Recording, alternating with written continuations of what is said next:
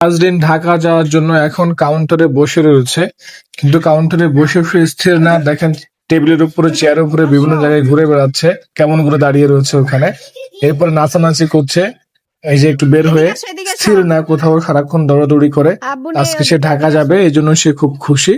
আমরা এখন গাড়ির জন্য ওয়েট করছি, কিছুক্ষণের মধ্যেই গাড়ি আসবে, এরপর আমরা ঢাকার উদ্দেশ্যে ইনশাল্লাহ বের হব।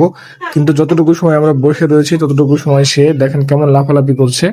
আমাদের গাড়ি এসেছে, আমরা গাড়িতে কিন্তু উঠে গিয়েছি, এখন গাড়ির মধ্যে বসে রয়েছি।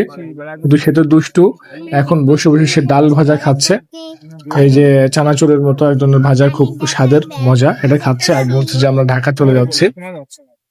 গাড়ির মধ্যে মোটামুটি পরিবেশ ভালো ছিল, লাইট দিয়েছে, এই জন্য আমাদেরকে দেখা যাচ্ছে।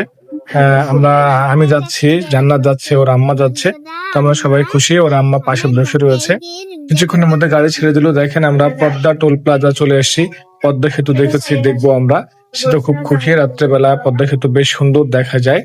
এখন আর টোল দিচ্ছে এখানে, অনেক সুন্দর দেখা যাচ্ছে, লাইটিং রয়েছে এখানে।